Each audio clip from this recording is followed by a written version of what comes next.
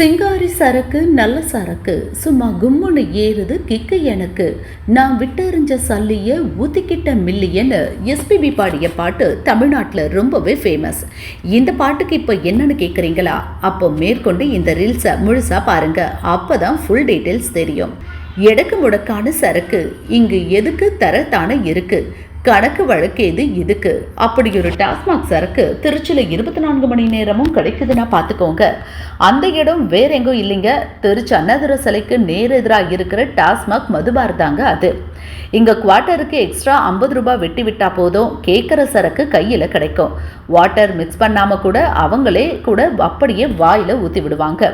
ஆனால் இந்த சரக்கு டூப்ளிகேட்டுன்னு குடிமகன்கள் தினைக்கும் புலம்புறாங்க. இருந்தாலும் வேற வழி இல்லாமல் சரக்கை வாங்கி மடுக்குன்னு குடிக்கிறாங்க. எக்ஸ்ட்ரா காசு கொடுத்த வைத்தறிச்சல்ல குடிகார ஒருத்தன் ஃபுல் மப்பில் போலீஸுக்கு ஃபோன் போட்டான். ஹலோ, யார் பேசுறது? போலீஸா? இன்னைக்கு அண்ணாதுரையோட பிறந்த நாள். திருச்சி அண்ணாதுரை சிலைக்கு ஏத்தாப்புல இருக்கிற டாஸ்மாக் கடையில் 24 மணி நேரமும் சரக்கு ஓடுது சார். குவார்ட்டருக்கு எக்ஸ்ட்ரா காசு பிடுங்குறானுங்க.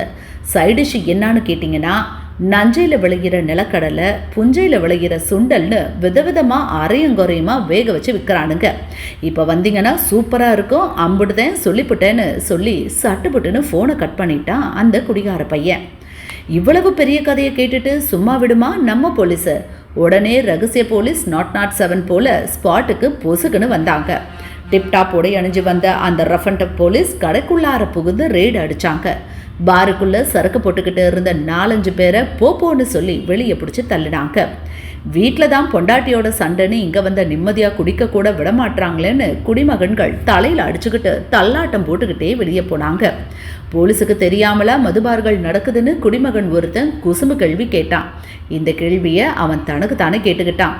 போலீஸ் காதில் விழுந்திருந்தா மப்ப இறங்க வரைக்கும் போலீஸ் பட்டையை கிளப்பி மப்ப கழட்டி இருக்கும். நல்ல வேலை தப்பிச்சான் குடிக்காரன்.